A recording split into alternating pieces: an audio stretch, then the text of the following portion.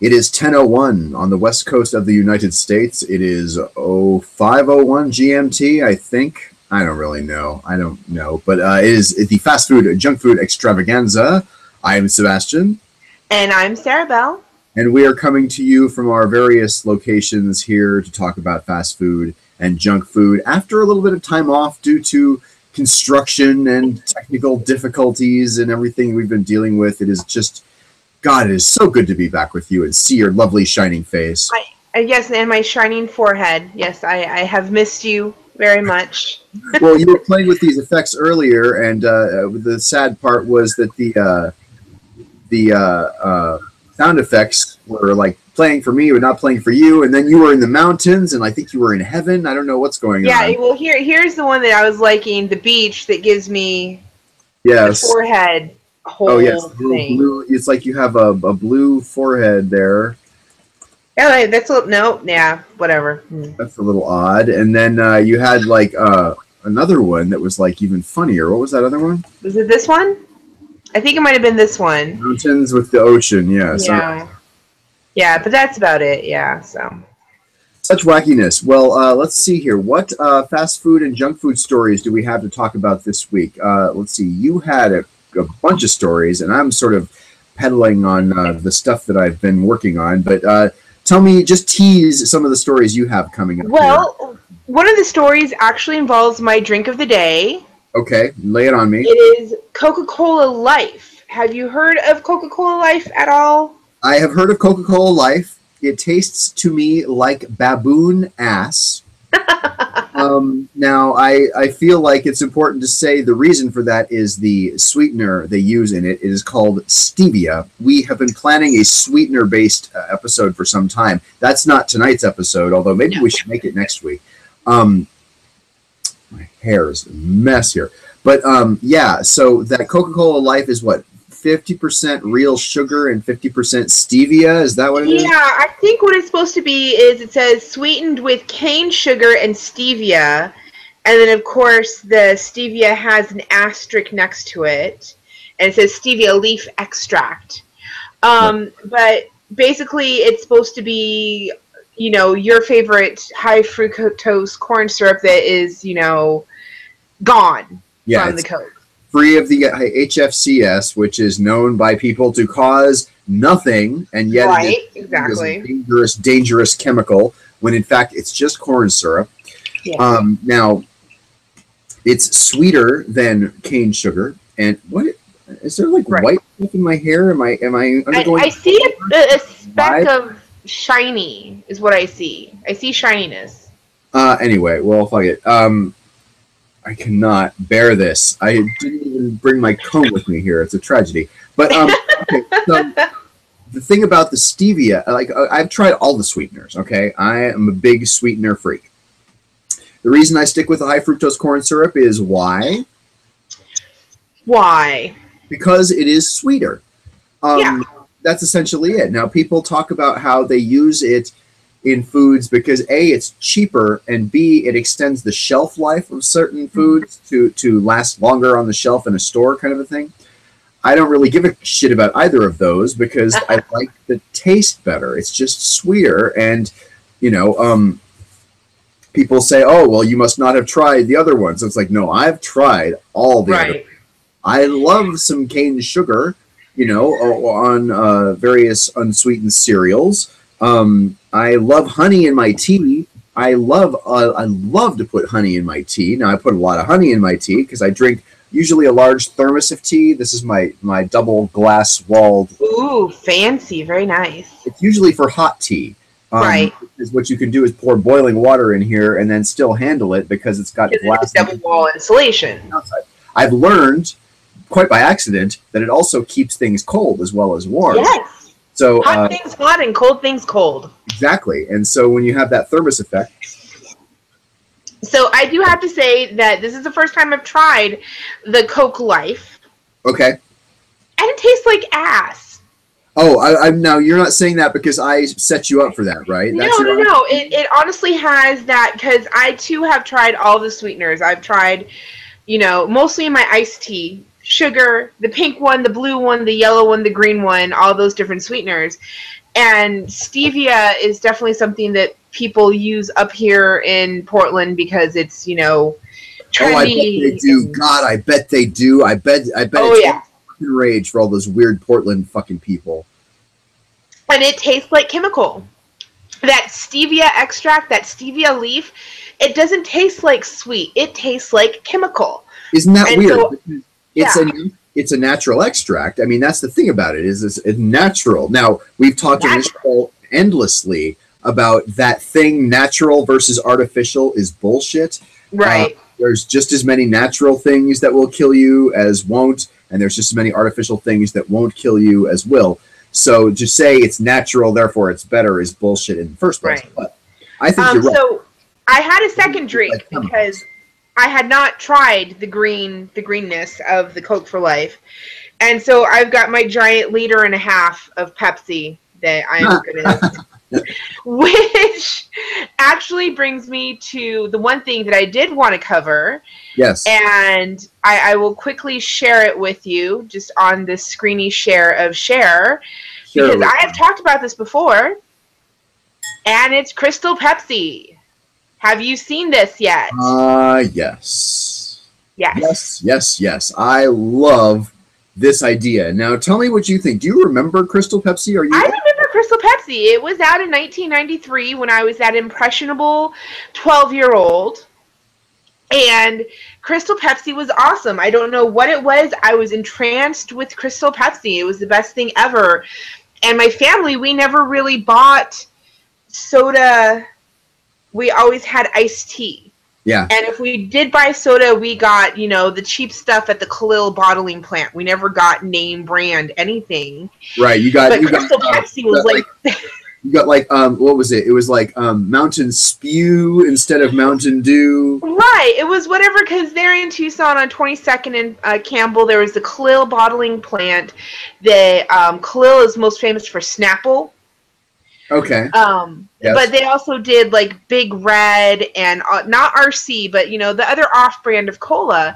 So that was the cola that we got. But my mom actually bought me Crystal Pepsi because their whole thing, even in 1992, was no preservatives, no this, no that. And I remember the ad campaign just being very, well, kind of now, because it was very centered on no preservatives and being good for the world and everything. Good for the world. Isn't that interesting? Yeah. You know what that makes me want to do is actually go to the screen share myself, and let's see if we can't pull up an old Crystal Pepsi ad from the YouTube. I actually have it right here. Do you? Oh, okay. Well, let me. I will send it to you in the Book of Face. However, it does definitely play a song that will most likely be copywritten. Okay, well then we'll mute it. We'll just look at it, I guess. I hear a ding. That must mean it. Okay, there we go. Yeah, so the video is halfway down the screen. Okay. Let me just open the lovely story here. And I've heard about this. I remember it too. Do you remember it tasting like Pepsi? I remember, well, because we didn't really have Pepsi. I remember it tasted good. You know, my family, we really didn't drink Pepsi. So the occasional taste of Pepsi that I got, the Crystal Pepsi was really good. So to me, it tasted like Pepsi, but other people have said it had not tasted like Pepsi. Interesting. Are you able to see the screen I'm putting up here? I see it right there in the middle of the screen, yo. Everyone, and then I'm going to go ahead and hit play on this. I don't know if we'll... Oh yeah, that's going to get us thrown off like right away. It's the Right Now song. Right now, the future is one step ahead of you. Right now, computers still can't laugh. This is 1993. Right now, artificial doesn't feel right. Right now, yeah, like Pepsi Clear is like grown in nature. Oh, that's right. The other thing was it was caffeine free, without caffeine. Right now, we're all thirsty for something different. Right now, you're wondering why you can't see anything. Right now, we're going to make it clear. Right now, hey, it's your tomorrow. So this is the 1 minute version. The Crystal Pepsi, Diet Crystal Pepsi. You didn't really have anything to compare it to as far as whether or not you thought it tasted like Pepsi. Right. And I remember the only times I would get Pepsi because, again, my family, we drank iced tea. We really didn't drink soda. But occasionally we would be able to get fountain drinks at Circle K, and that's when I'd be like, oh, yeah, Mom, I'm getting diet. And I'd actually get, regular soda. And I remember Crystal Pepsi. Oh, wow. That's quite the little sneaky Cerebell trick in childhood. I'm awful. But yeah, no, I remember Crystal Pepsi tasting really good. I just really liked it as a child. I remember not hating it. I remember also not loving it. The thing about it, and I don't know why I can't change my screen here. There we go. I remember distinctly thinking it did not taste like Pepsi to me. And I thought the idea was that it was supposed to taste like Pepsi. I thought it was supposed to be Pepsi, but clear. And it's in like a different drink, and it's not supposed to taste. I mean, for some reason, how color has a lot to do with perception, especially when it comes to sodas. For instance, Mountain Dew, the various flavors of Mountain Dew are very often similar. For instance, there's that Mountain Dew Voltage, which is blue. And it's very kind of sour and kind of sour citrusy tasting, and I don't like it. It's this blue raspberry, supposedly, according to the label. But they had a temporary flavor of Mountain Dew, which was lemonade or lemon or something. Right, that lemon we both liked. Yeah, we both liked it. And I just remember specifically liking it. And then I remember realizing that it's the color and not the taste that is different, because the taste is actually very similar to that blue raspberry shit that I don't like when it's blue, but for some reason when it's the sour yellow lemonade and my mind is in lemonade mode, I like it very much. Right, so the fact that the sour citric acid taste is really the same from the Mountain Dew Voltage and the Mountain Dew Lemonade, but I like one and not the other, that tells me color has a lot to do with it. So that Pepsi Cola, or that cola flavor, we all associate with a brown liquid, right? Because Pepsi's Coca-Cola is a brown liquid. And when it was clear, and I don't know, I mean, I haven't had it obviously since 1990, early 1990s, but I feel like the color had an effect on it in the same way that Mountain Dew does today. And I feel like that's why I don't remember it tasting like Pepsi. Right. Well, kind of like how, remember how I said that Dew Shine, or the Dew Shine, the Dew one, the clear Mountain Dew. Yes, we call it Dew Shine. Dew Shine, yes. It didn't have as much of a flavor, and I don't know if some of it was psychosomatic because it was clear. I really don't know, but the thing that I think is really neat about the Pepsi Clear coming back is that it was all an internet campaign, not by Pepsi, but by someone else, and his name was I think Kev Beast.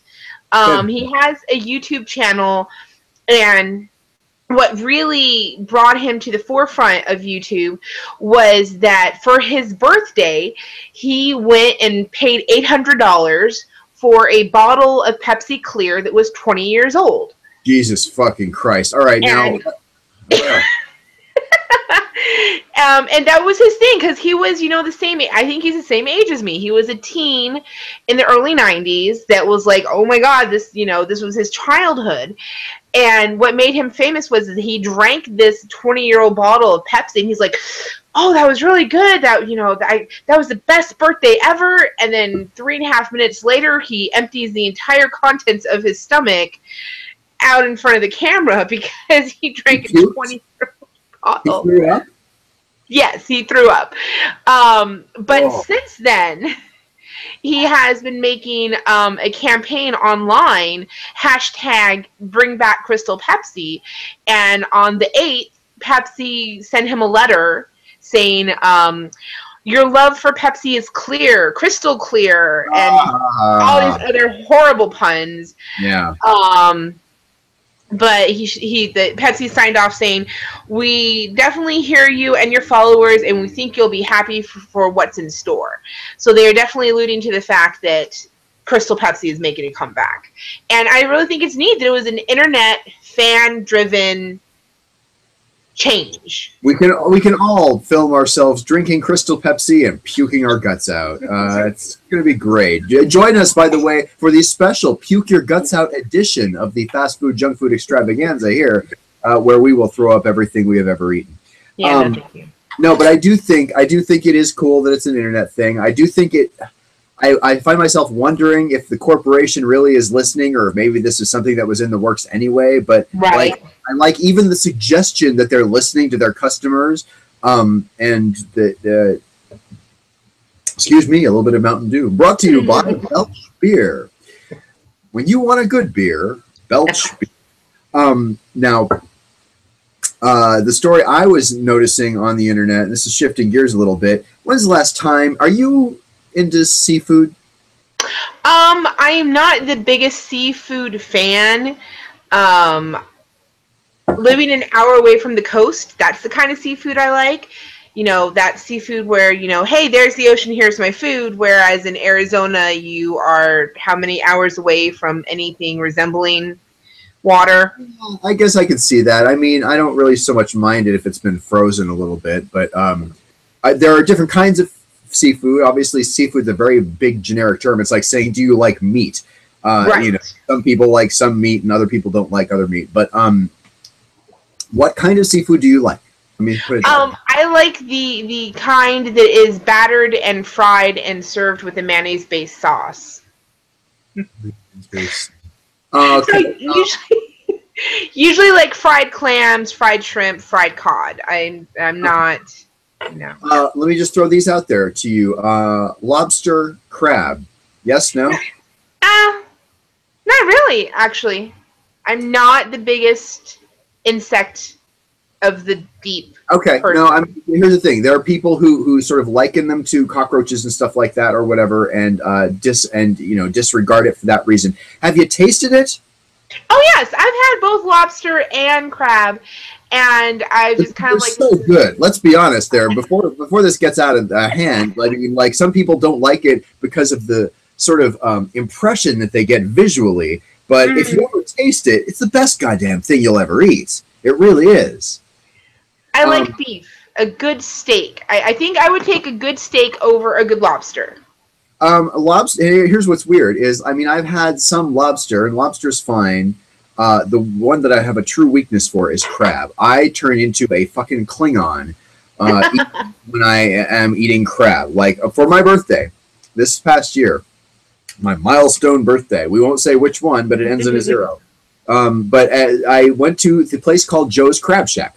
Oh yeah, yeah. My family took me to Joe's Crab Shack, and you can get the thing. You order. It's a pound and a quarter of crab legs. Mm-hmm.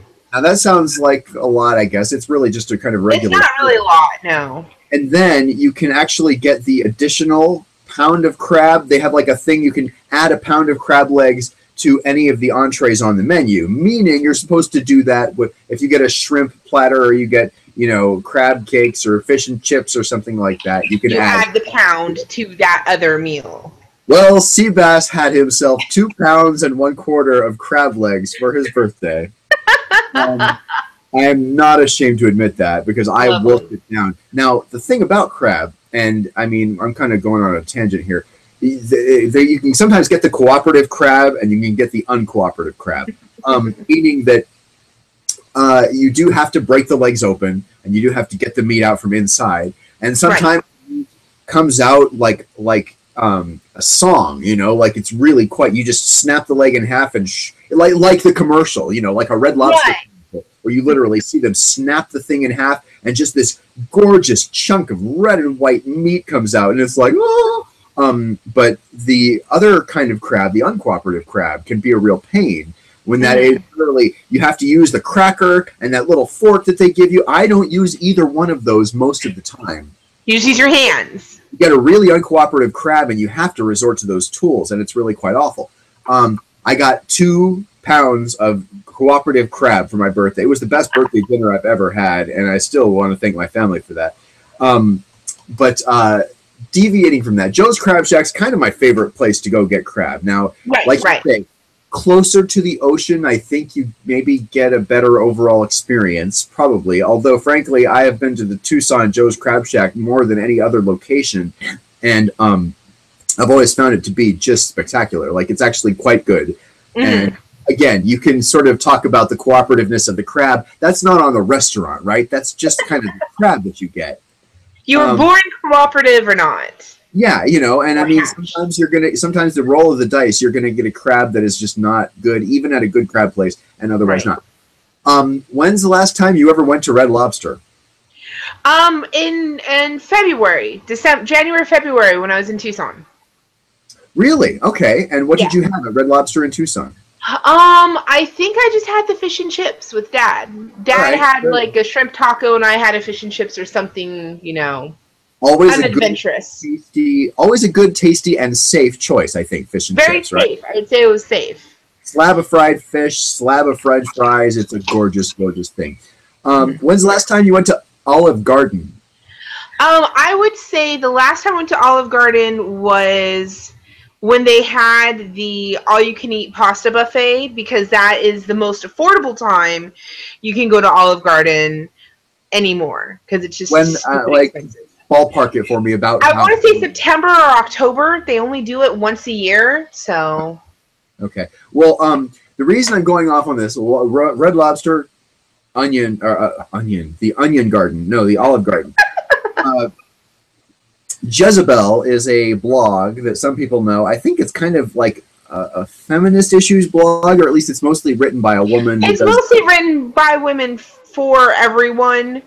Because, you know, it's not by women for women, because that would be sexist, but it's, you know. Well, and you know, sometimes they actually have really good articles on here. Oh, yeah, they do. Yeah. Is this actually a Red Lobster ad? Let's hit play on this video before anything else. On nights when Dad works late, we'll treat ourselves a bit at Olive Garden. Ooh, breadsticks. It's a chance for us to catch up. So is Donna still in the picture? Maybe. Enjoy Olive Garden's new chicken crostata, grilled marinated chicken breast with our tomato Alfredo Okay, sauce. I think they're making up the word crostata. I want to say right now. It's not a real word. Really old ad. I remember that ad. That's an old ad? Is it really old? Oh, yeah, that's really old.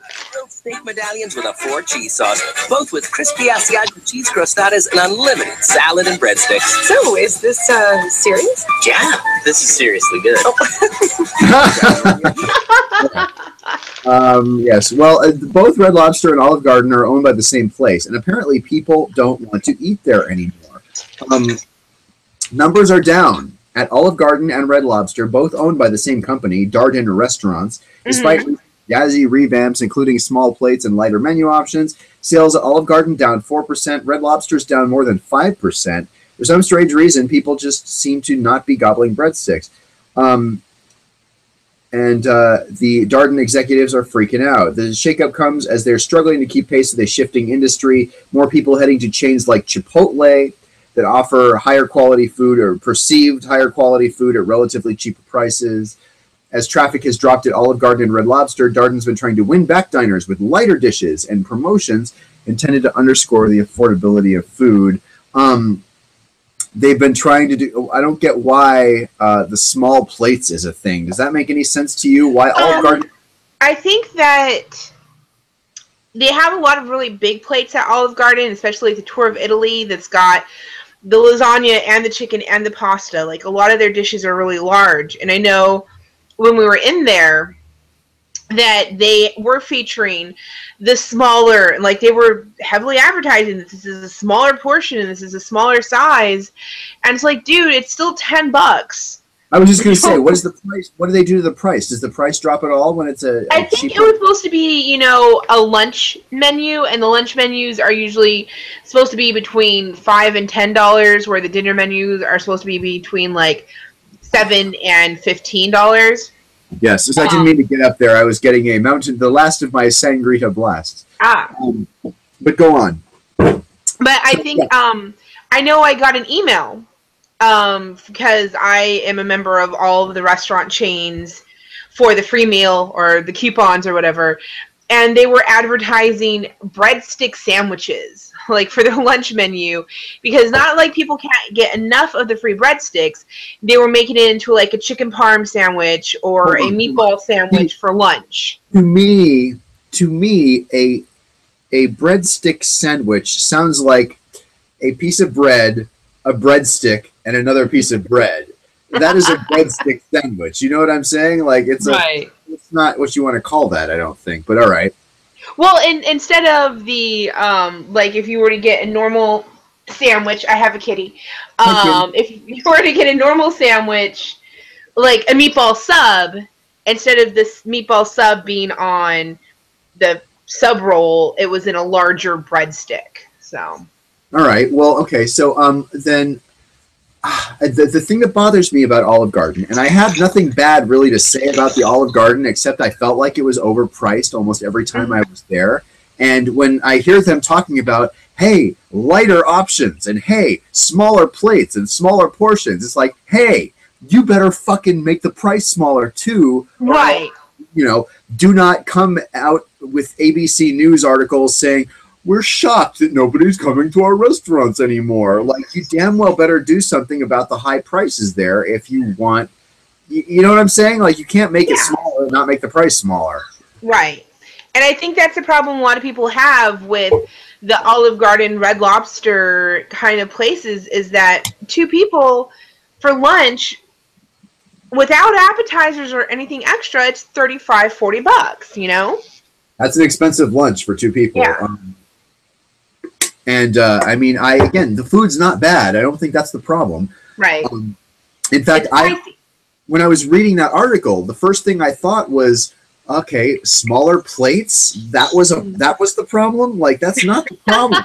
Okay, that's not the problem. The problem is not the heaviness of the food with, you know, lots of pasta and thick Alfredo sauce and stuff like that. That's not the problem. The problem is that it costs too goddamn much to go there. Right. And I cannot tell you the last time I went to the Olive Garden. I like it, but it has probably been at least 15 years.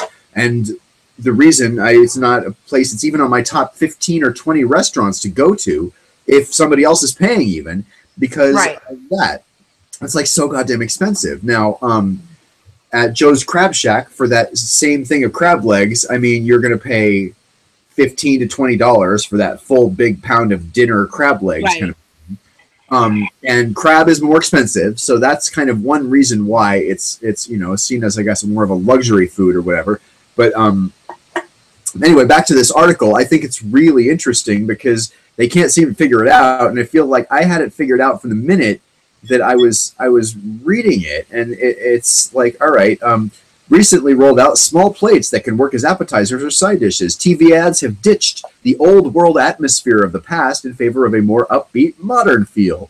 Recent promotions include 2 dinners for $25 and its long-running, never-ending pasta. All right, I feel like the never-ending pasta and all the free breadsticks you fucking want and all the free salad you want, all of that is nonsense. It's bullshit because, I mean, that's not...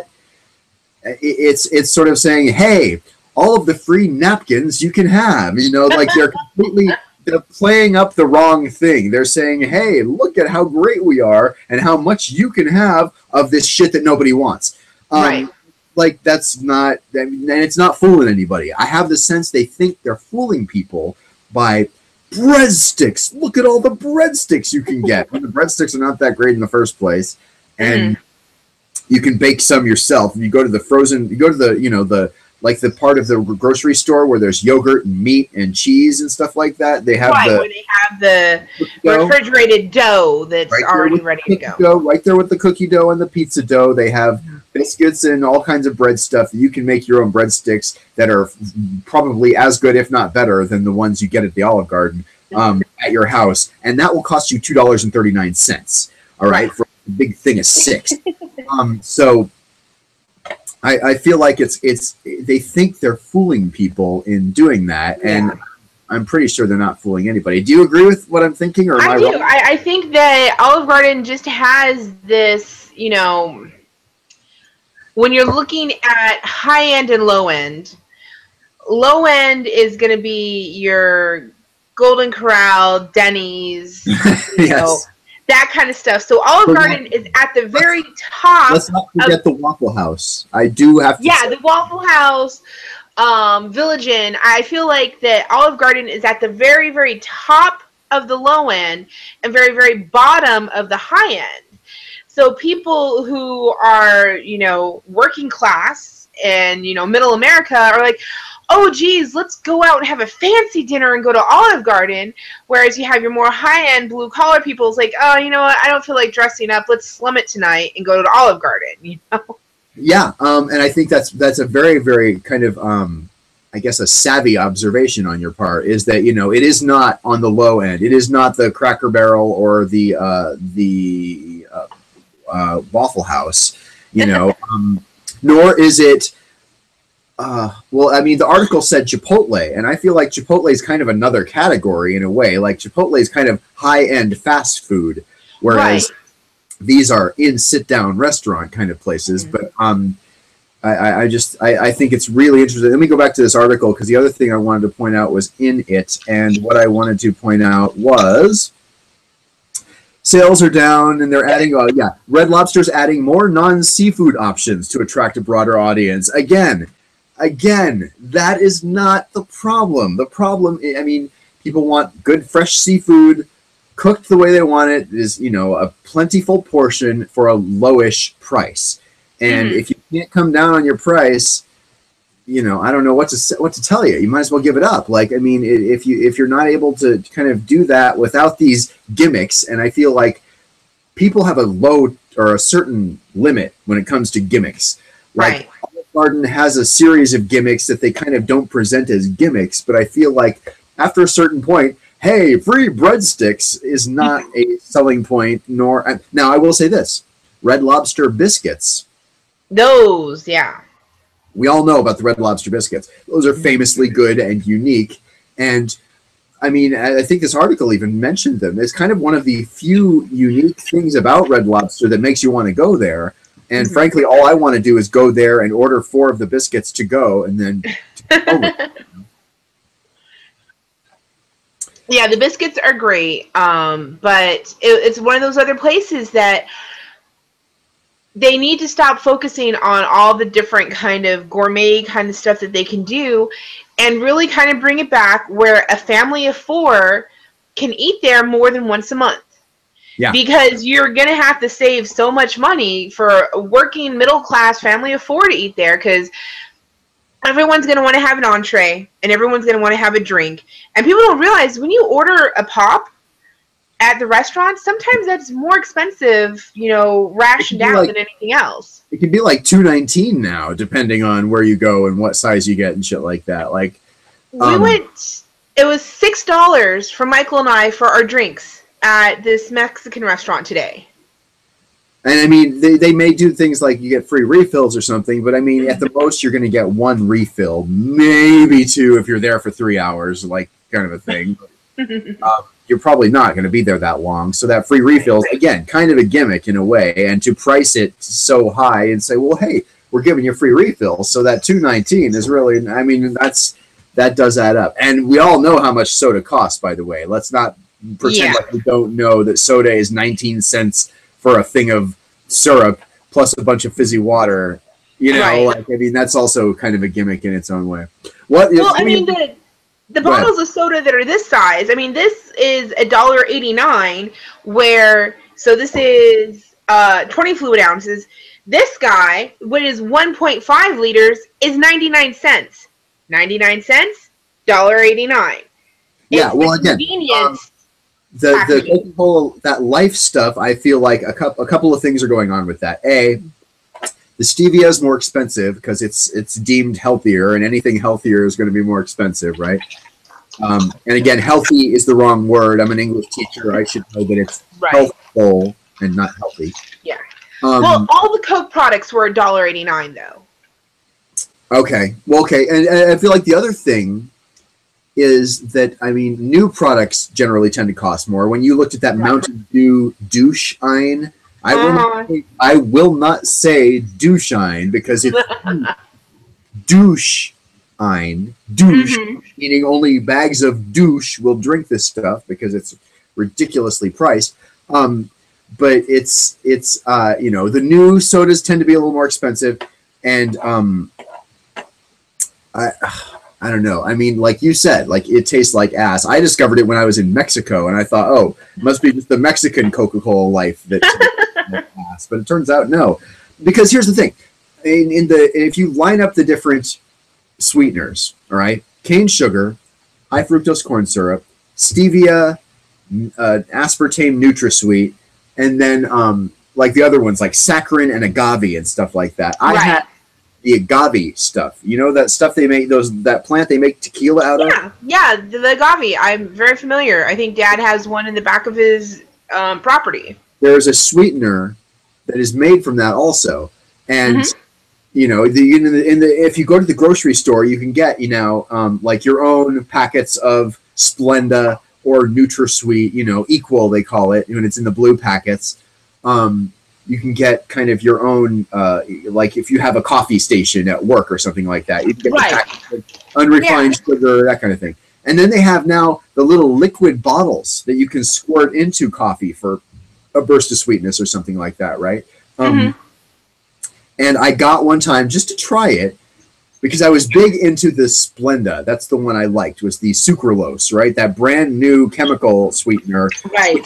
800,000 times as sweet as sugar. And believe me, like it, like that shit is the bomb.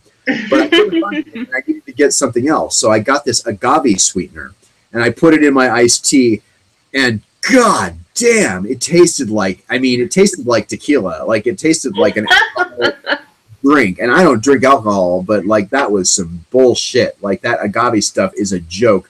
Possibly the only sweetener that tastes worse than stevia is that agave shit, and yet. How personal is this? How sort of subjective is this? Because I know a guy on line in my Trekkie chat room who came in one day going, God, this Coke Life stuff is amazing. I can't drink, oh God, I can't drink that regular, God, the regular Coke is just so too sweet. And on and on and on about how too sweet the regular Coke was, and this stevia shit somehow really scratched him where he itched, and he just loved it. And I'm like, okay, well, it doesn't just taste like baboon ass. It tastes like infected, you know, leprous baboon ass. And I really cannot fathom anybody liking it, but, you know, different strokes for different folks, I guess. No, it just has that chemical taste to it. There's something that makes me think of kind of like this, because my friend has the stevia in little packets. I think they're green, actually. Yeah. And I stirred it into my iced tea once, and there was a big clump of it that hadn't dissolved, and it was like, you know. You want your sweetener to be able to dissolve. Now, sometimes when I put like a packet of regular sugar or that turbinado sugar, the unrefined brownish sugar, that's the stuff I really like. That stuff the brown one, not dissolve as much as well. It's not exactly the most dissolver-friendly kind of sweetener as well. On the other hand, that Splenda, the yellow packets of sucralose, that will vanish. Like there's something about those. Now, that can be, there's a good and a bad part to that. 'Cause I read an article, God, this is now going back a couple of years. I should try and look for it. But when we do the sweetener episode, I will have this article, because they talked about how the particles of sucralose molecularly are so much tinier, like that they don't get filtered out of your body, and when you pass it through your urine, like they can detect it, like you can detect it like a drug, and like I forget this article. It was talking about like testing the sewage, and somehow they were picking up that people were drinking the sucralose because like they could detect that the sewage was sweeter. I forget now exactly what. Wow. It blew me the fuck away though. Like it was really pleasant sounding. Well, Let's I know that away from all the body excretions, and tell me another one of ththose stories that you had, because you had some really good stories. One of the other ones that I had that I thought was from Korea, because my Korean students always are talking about the different foods that Pizza Hut has and the different foods that KFC has. Yeah. We are getting something that seems very Korean, and it's not. It is the hot dog pizza. Have you seen this? Hot dog pizza. I have seen this. Yeah, the Pizza Hut is doing a new hot dog pizza. And again, it's one of those ones that looks very Asian because they do already have this in South Korea. They already had, you know, little hamburgers and little hot dogs built into the crust of the pizza. And I am disturbed by it. It's like, I am sorry. I don't think that is something that... I don't know if I could be down for it. I just don't. Really? I don't know. I mean, now here's the thing. This came up, and I think I saw it. We were talking about it. We had that big party at my parents' house for that horse race, the Triple Crown, whatever the hell. Oh, right, yeah. I don't give a shit about sports. I never have, and I never will. But I mean, there was food there, so I was like, all right, I'll go. And the thing about it, there's a moth in here, or something flying around my head.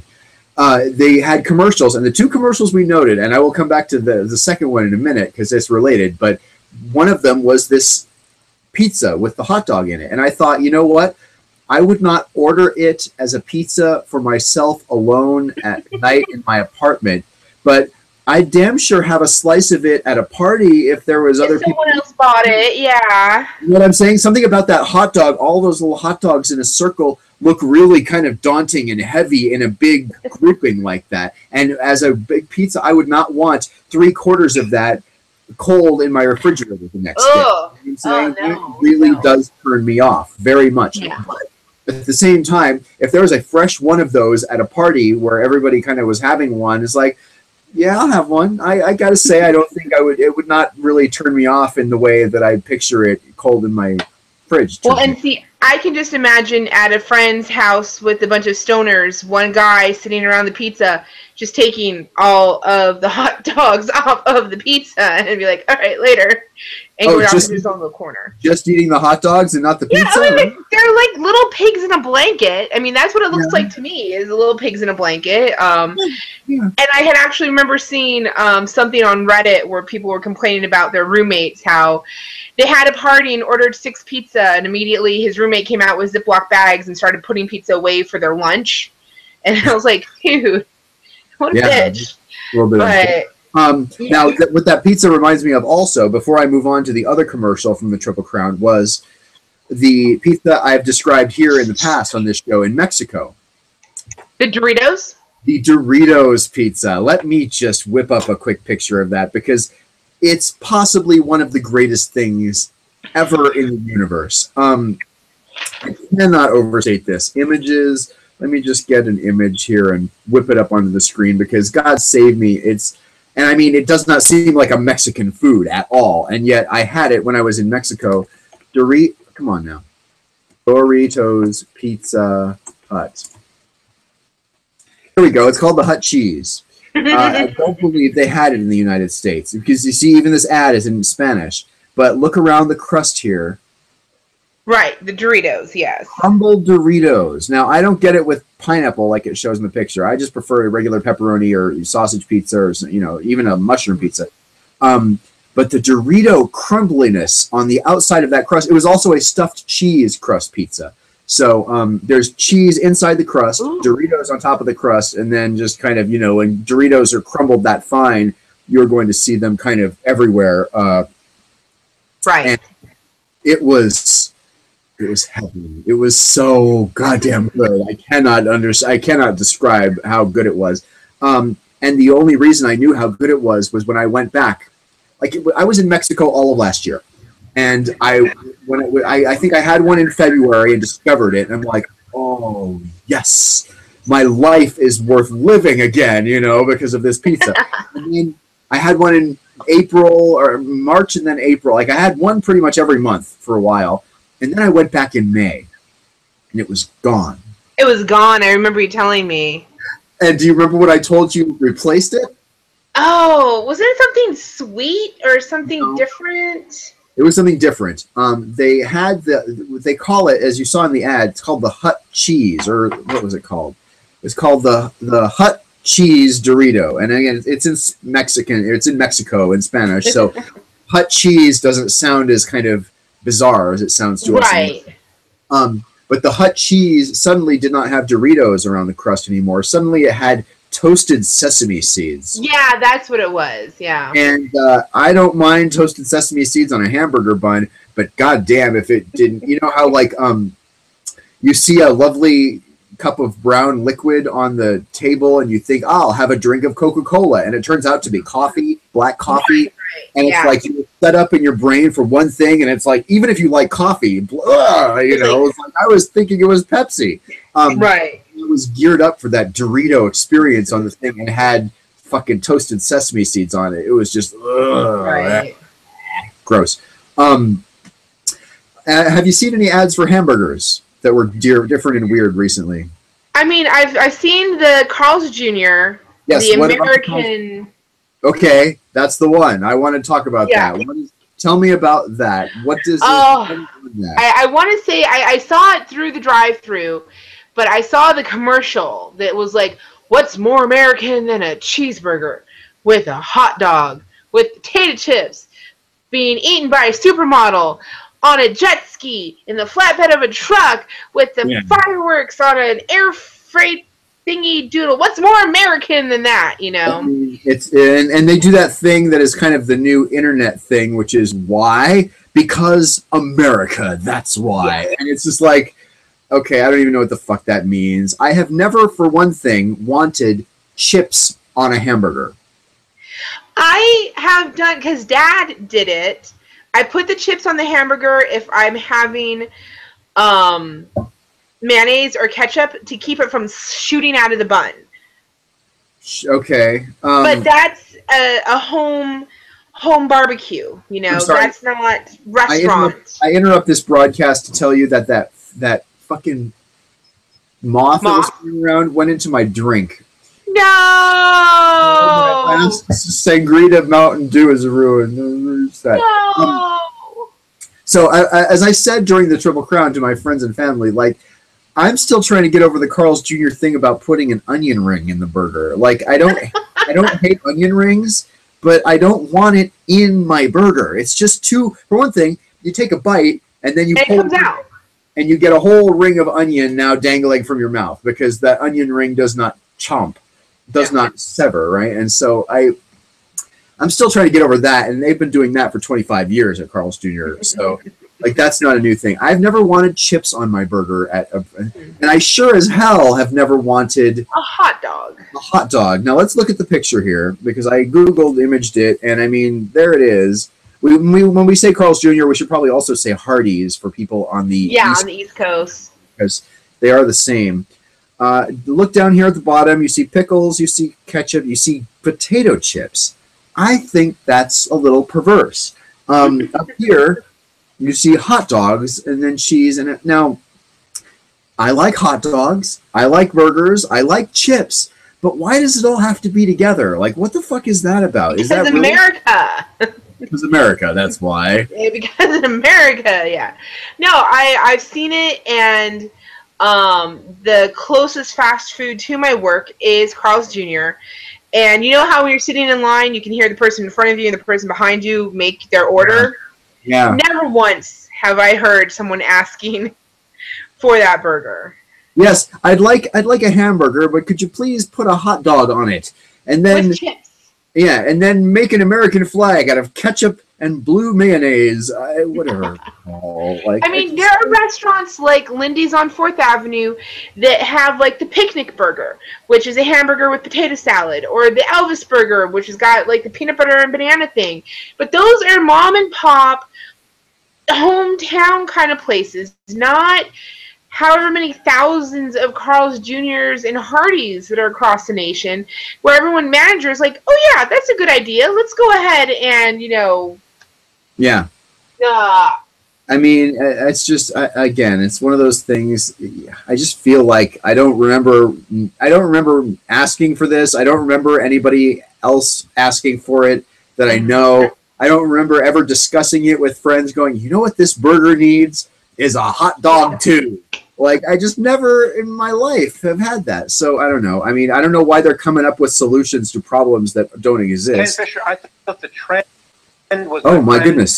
Something has started playing, and I did not mean for that to happen. Like, oh my god! I was like, what? Carl's Jr. The crowd. Guys- hold on, please. Let me just try and mute this because it will not shut up. Say that again, Sarah. Carl's Jr. does do special kind of burgers.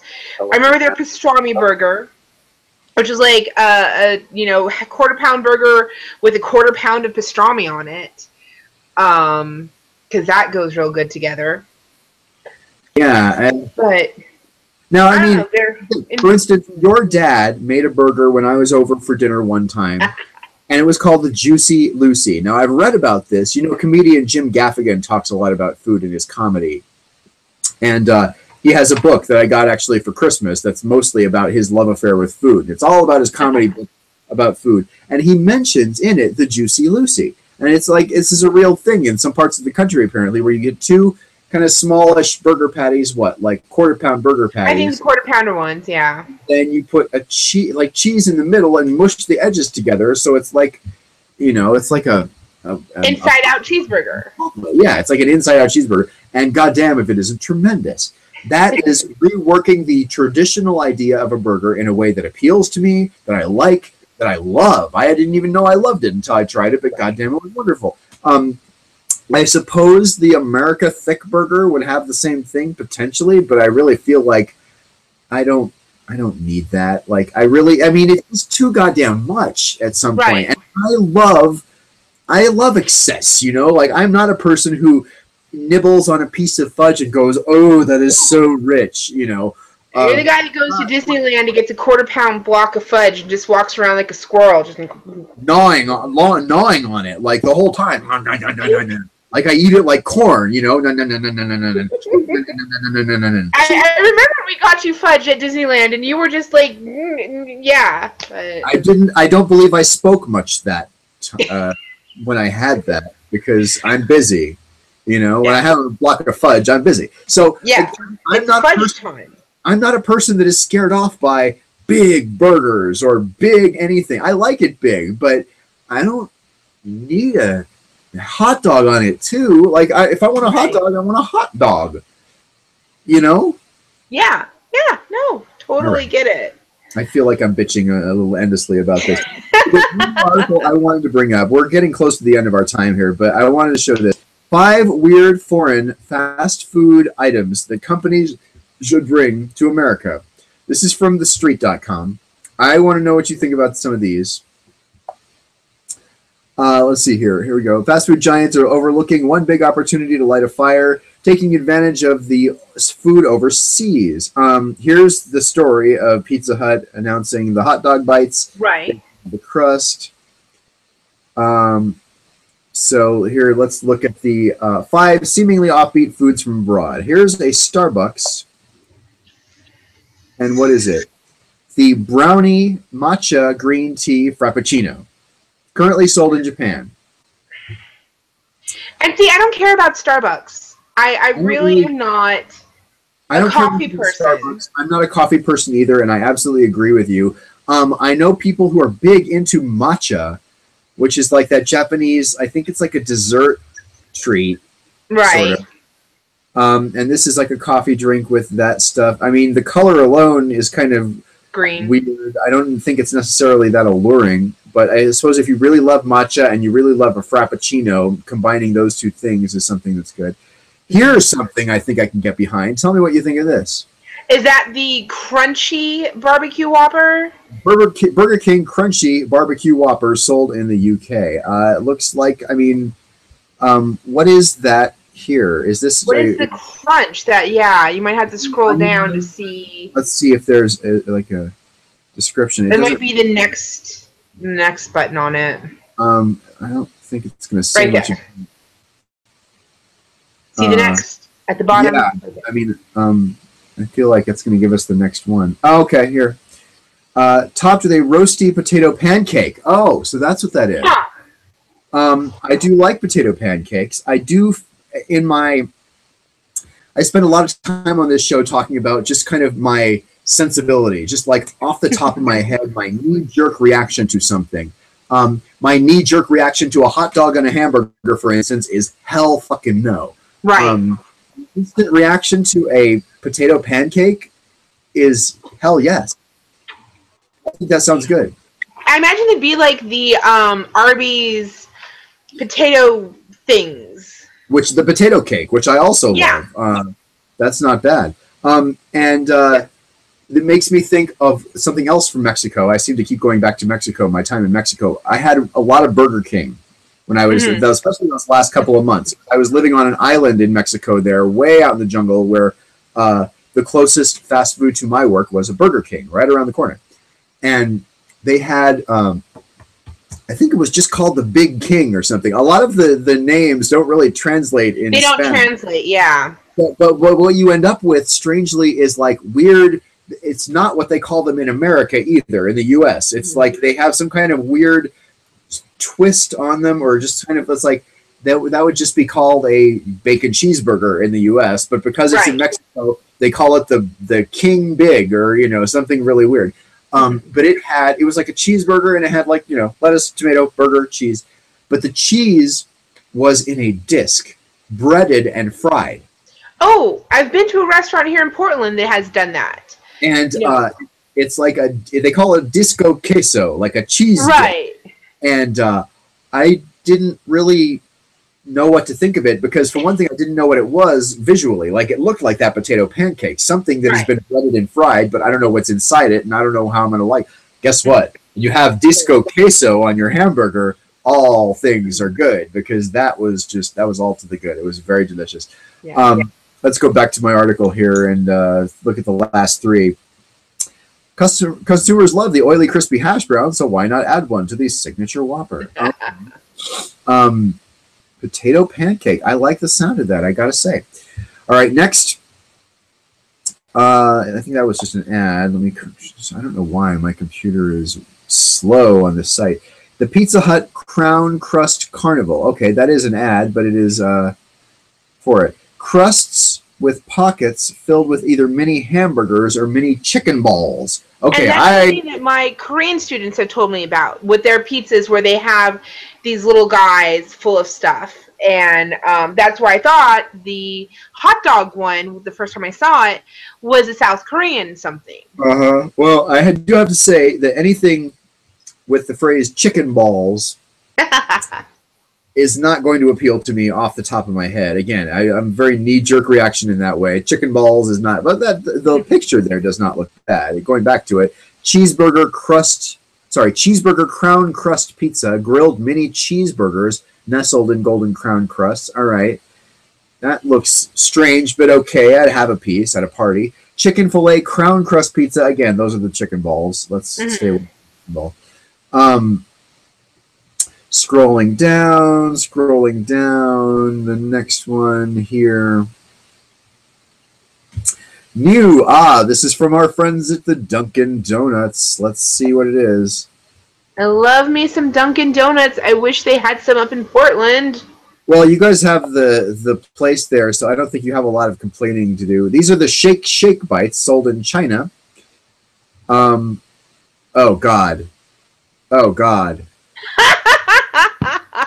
right. I have to stop. I gotta stop. Hold on. Just time the fuck out for a goddamn second. I'm angry, Sarabelle. I know you're angry. I started to read it, and I knew you were going to be angry. Why am I angry, sir? Why am I Do not cross the streams. If you cross the streams, the whole world will implode. Goddamn motherfuckers trying to reinvent the wheel. I want to punch the screen right now. All right. Let me just say, for a first-time viewer, everybody has their weird food quirks. One of mine, and there are a few, but the biggest one, no sweet and salty in my mouth at the same time. Now, I'm actually not clear on if this combines sweet and salty, or if this is some kind of fried only salty thing. This looks like you saw it and you quit reading, so that's what happened. Salty munchkins, so donut holes that are spicy, roasted, and pizza flavored. Okay, the donut hole munchkins were debuted in 1972. Depending on the location, they are only available in 6 standard flavors: glazed, glazed chocolate, jelly, powdered sugar, cinnamon, or sugar raised. And they're branching out in new foods such as the steak on a bagel, a buzzy croissant donut. Sales have gotten a lift from other products. The new flavors of munchkins are now cater to a growing acceptance by Americans. Bull fucking shit. For mixing sweet and savory flavors such as bacon with donuts or bacon shakes. Again, for a first-time viewer, I'm aware most people maybe even don't have this aversion to sweet and salty at the same time, but goddamn, I will vomit all over your car interior if you try to present me with anything like that. That is just not acceptable. Let's move on and get to the last one before we run out of time. We're already kind of over our time, but I want to see the last one. We're just a minute past, but we can, finish up and then I can pee. Yes, the last one, McNoodles. Ooh. What do you think about McNoodles? We've talked about these are in Austria, believe it or not. Formerly sold. They are no longer, I guess, sold in Austria. Stir-fry bowl with noodles and vegetables, 2 flavor options: chicken sour and chicken curry. What's your thought on that? I like the idea of a fast food pasta. Okay, it's something you don't see very often, right? Right. I think it's really interesting. For instance, we've talked on this show in the past, and you can probably go on YouTube and find our previous episodes where we've talked about things like McSpaghetti and McLasagna and McPizza and stuff like that, where they actually have tried, sometimes here in test markets, sometimes in other countries, weird things that are not really on standard menus. And I think McNoodles is kind of interesting. I would try it if I liked it. At any rate, well, we're over our time. It's been great. As always, you can text us here at this number. You can tweet me at Sebastian Kuntz here on the Twitter on your screen, and you can tweet her down here. By my boobs, wherever. But as always, we're here Saturday nights, 10 p.m. on the West Coast, and 0500 GMT, 1 a.m. on the West Coast, or on the East Coast, 1 a.m., 10 p.m. on the West Coast. And for now, join us next Saturday. I'm Sebastian. I'm Sarah Bell. And we will see you next time. Good night. Huzzah!